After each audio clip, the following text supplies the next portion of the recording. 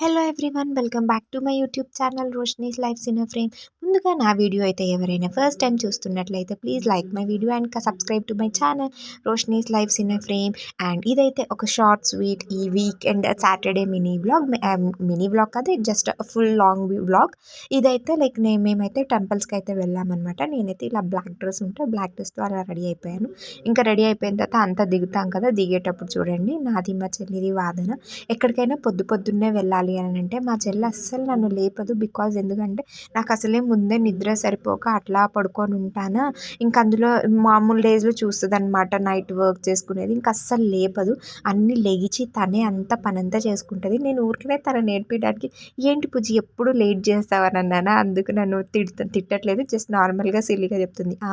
అవును, నేనంతా 3ంటికి లేచి పనంతా చేసుకొని నిన్ను లేటుగా లేపాను, ఇప్పుడేమో నా పేరు చెప్తున్నావా?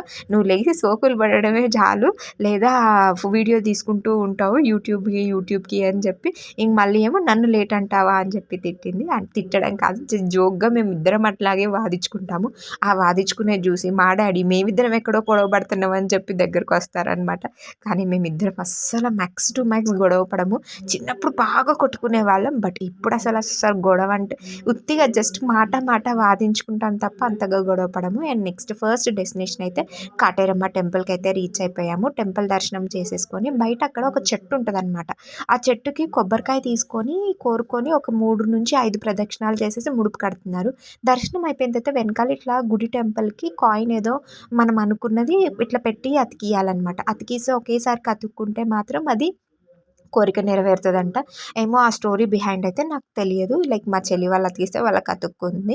అండ్ నెక్స్ట్ బయటకు వచ్చేసామన్నమాట. బయటకు వస్తే మనకి టెంపుల్ బయట నుంచి రాగానే ఏదో చిన్నది విలేజ్ మార్ట్, ఒక విలేజ్ వైబ్ లాగా ఉంది. మేబీ అన్నీ కూడా అవి హ్యాండ్ క్రాఫ్టెడ్ ఐటమ్, వాళ్ళే ప్రిపేర్ చేశారా లేకపోతే లైక్ బయట నుంచి వాళ్ళు తెచ్చి ఇక్కడ సెల్ చేస్తున్నారా తెలీదు.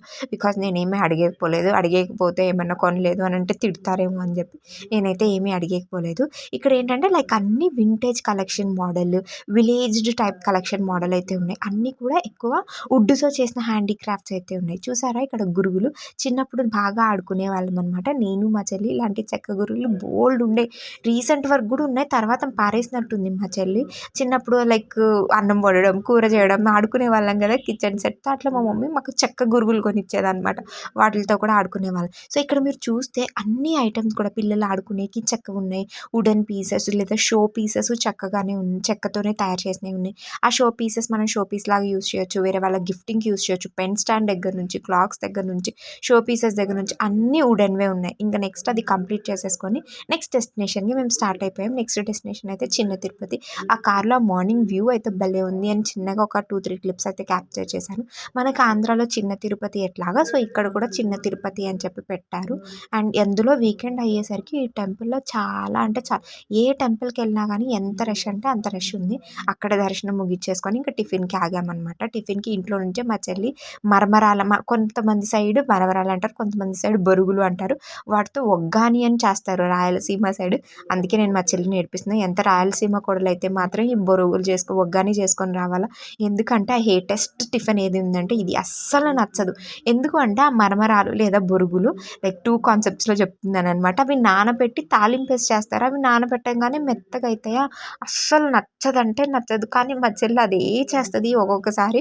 ఇంట్లో ఉన్నప్పుడు నేను ఏం చేస్తానంటే నాకంటూ సెపరేట్గా టిఫిన్ చేసేసుకొని తినేస్తాను. బట్ ఇప్పుడు బయటకు వచ్చాక ఇంకా తప్పదు కదా అని చెప్పి అందులో పకోడీ ఉంటే అట్లీస్ట్ పకోడీ తిన్నాను, ఆ బురుగులు తినకుండా.